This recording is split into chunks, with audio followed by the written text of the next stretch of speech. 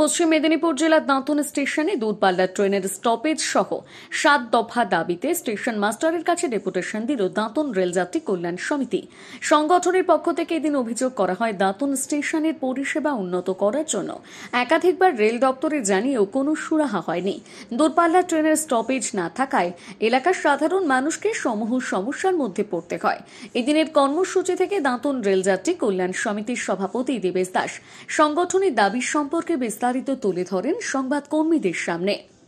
4 বছর হলো করোনার পরে যে জগন্নাথ এক্সপ্রেস বন্ধ হয়ে গেছে দাঁতনে, এটাকে পুনরায় স্টপেজ নিয়ে আমাদের দাঁতনে বিভিন্ন রাজনৈতিক দল তাদের মতো করে ডেপুটেশন দিয়েছে।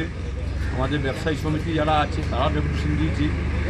আমরা একটা নতুন ফোরাম তৈরি করেছি সমস্ত রাজনৈতিক দলের মানুষদেরকে নিয়ে, দাঁতন রেলযাত্রী কল্যাণ সমিতি। এই ব্যানারে আমরা প্রথম আজকে সেই যেটা আমাদের দাবি দাঁতনবাসীর, এটা পুনরায় আমরা রেলকে দিতে যাচ্ছি। তার সাথে সাথে এর পরে যে সমস্যাগুলো সৃষ্টি হচ্ছে, রেল তৃতীয় লাইন করার জন্য বাকিবাজার গেট থেকে আমাদের মোহনপুর যাওয়ার যে রাস্তাটা, সেই রাস্তাটা সম্পূর্ণ নষ্ট হয়ে গেছে এবং রেলের যে গেট এটা একদম সংকুচিত হয়ে গেছে থার্ড লাইন হওয়ার জন্য।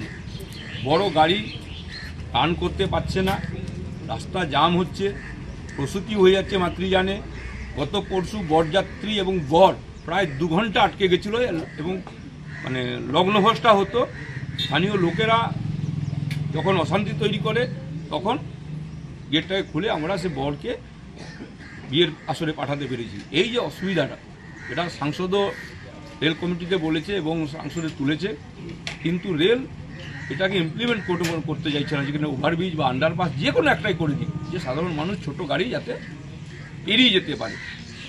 এই দাবি আবার আমরা রেলের কাছে তুলে ধরছি। আমরা বড় আন্দোলনও করছি, ছোটো আন্দোলনও করছি। আমরা যেমন পরিস্থিতি তৈরি হচ্ছে আমরা সেভাবেই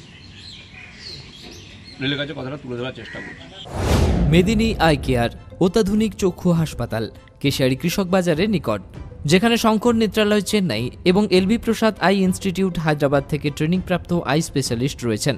সর্বসুবিধাযুক্ত আউটডোর, প্রতীক্ষালয়, জীবাণুমুক্ত অপারেশন থিয়েটার, লাইকা কোম্পানির অপারেটিং মাইক্রোস্কোপ দিয়ে মাইক্রো সার্জারির ব্যবস্থা রয়েছে। অত্যাধুনিক ফেকো পদ্ধতি দ্বারা ছানি সঙ্গে ইন্ট্রাঅ্যাকুলার লেন্স ইমপ্ল্যান্ট অপারেশন করা হয়। অপারেশন লাইভ দেখার সুব্যবস্থা রয়েছে। 10 বেডের পর্যাপ্ত অ্যাটাচ বাথরুম, এসি ও নন এসি কেবিন। লেজার চিকিৎসার মাধ্যমে ছানি অপারেশনের পর দৃষ্টি কমে যাওয়ার চিকিৎসার ব্যবস্থা রয়েছে। এখানে ব্র্যান্ডেড ফ্রেম এবং উচ্চ প্রযুক্তির লেন্স দিয়ে চশমার ব্যবস্থা রয়েছে। লিফটের ব্যবস্থা রয়েছে। হাসপাতাল প্রতিদিন খোলা।